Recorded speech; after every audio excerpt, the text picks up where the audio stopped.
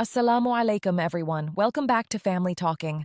Today's topic is bigger than one masjid, one street, or one country. It's about the whole Muslim ummah, community responsibility in Islam, inviting to good, stopping wrong, building unity, and finding the kind of courage that makes a community strong instead of scared.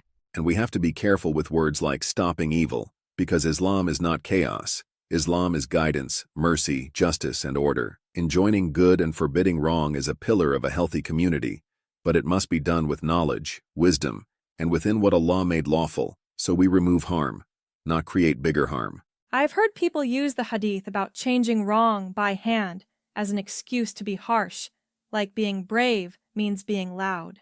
Today we'll clear that up, inshallah. We'll talk about what Islam actually teaches, how communities become united, how they protect each other when the hand applies, and what courage looks like when it's guided by Iman.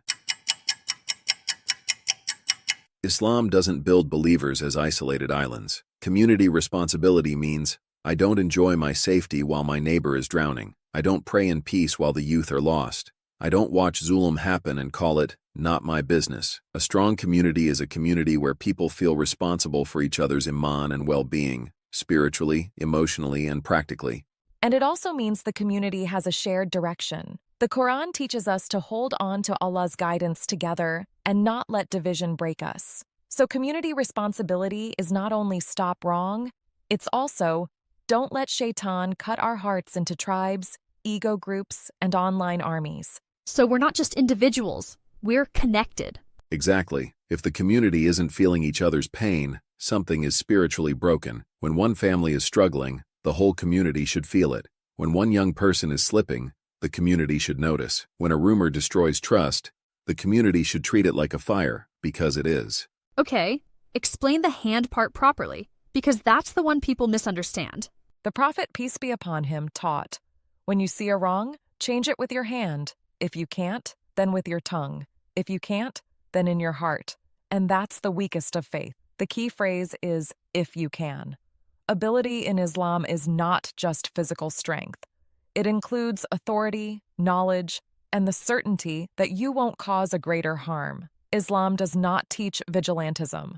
The hand means practical action within your rightful responsibility. A parent stopping harm in the home, a teacher setting boundaries in the classroom, a manager stopping injustice in the workplace, masjid leadership handling harm inside the masjid, and lawful authorities responsible for public order. It does not mean random people turning into a street court. So courage isn't, I saw something wrong, so I fight.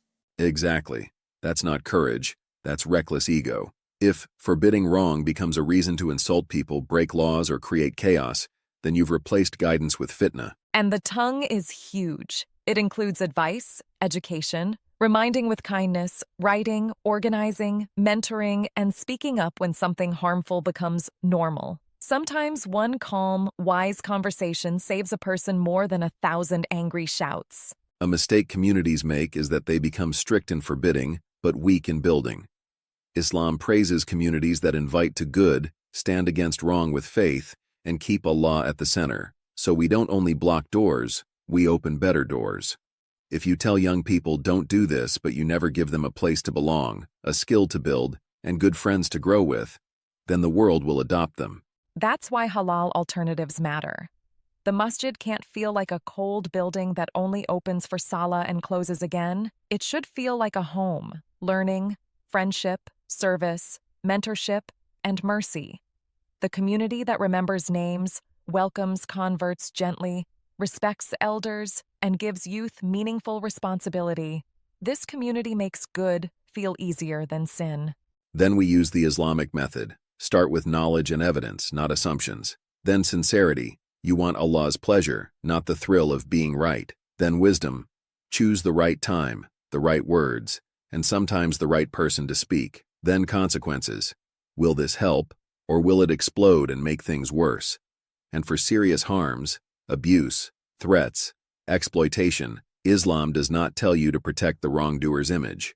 You protect victims, you follow proper safeguarding, and you involve responsible authorities and professionals when required. Hiding harm to avoid scandal is not piety. It's dhulm dressed as manners. And remember the hadith, Help your brother whether he is oppressed or an oppressor. The companions asked, "How do we help the oppressor?" The Prophet, peace be upon him, explained, "By stopping him from oppression." That means real courage sometimes looks like holding your own people accountable, with justice, not humiliation. That feels like mercy, not punishment. Exactly. Real forbidding of wrong is mercy with firmness. You aim to save a person, save their soul, save their future, while protecting people from their harm. Communities collapse more from internal fights than external pressure. Why is unity so hard? Because ego is loud and patience is quiet. Division drains the ummah's strength, and today, division is easy. Social media makes everyone a judge, every rumor a fact, and every disagreement a war. Islamic unity doesn't mean we never disagree. It means we disagree with adab, we keep hearts clean, and we refuse to turn differences into hatred. A community that can repair relationships becomes strong. A community that enjoys conflict becomes fragile. So how do we avoid being divided? 3 protections. Return to the Qur'an and authentic Sunnah as the reference, not trends. Practice husn al-dhan. Don't assume the worst without proof. And make Islah al-bayn a priority, reconciling people, stopping gossip, and refusing to pass along hot news that burns the community. Bravery in Islam is not noise. Bravery is standing for the truth when it costs you something. It can be speaking a word of justice to an unjust person with wisdom. It can be protecting a vulnerable family even if you become unpopular. It can be refusing racism even when your own group does it. It can be telling your friends, "I can't join this haram," and staying alone if needed. And bravery can also be building, not just reacting. A strong ummah is full of people who serve quietly for years, even when nobody claps. And we become brave together. The Prophet, peace be upon him, didn't build a community by turning Muslims into angry individuals. He built a community where hearts were connected, where people stood for the weak, where truth was spoken with wisdom, and where believers supported each other, so nobody felt alone in doing the right thing. If a parent is watching, or a teen is watching, and they want a stronger community, what's the starting point? Start with 5 pillars. 1. Salah as the heartbeat. Jama'ah prayer builds brotherhood naturally. 2. Knowledge that is regular and accessible. Short sessions for families, teens, new Muslims, and elders. 3. Service. Food drives, neighborhood care, visiting the sick, supporting the struggling. 4. Youth belonging. Sports, halakha, mentorship, responsibility, and trust. 5. Conflict resolution.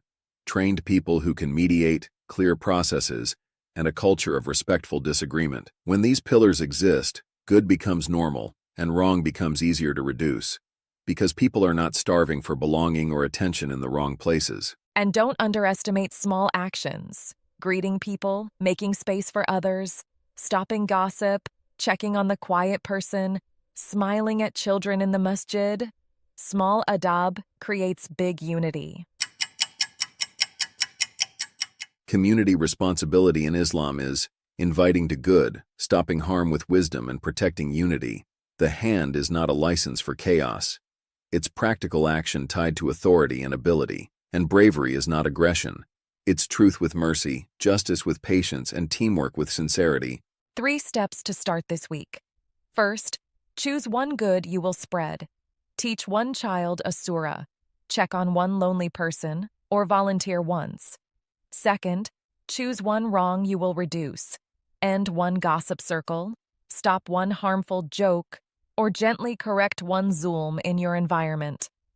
Third, choose one unity action.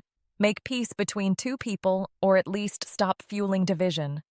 And add 2 protections. Keep your intention clean and keep your method gentle. If you do the right thing with the wrong heart, you can still harm. Ask Allah for hikmah, because hikmah is what turns bravery into barakah. In our next episode, inshallah, we'll talk about how to disagree without destroying brotherhood, because every community will face ikhtilaf, but not every community knows how to survive it. And everyone watching, please like and share this video, and do not forget to subscribe to our channel. Jazakallah.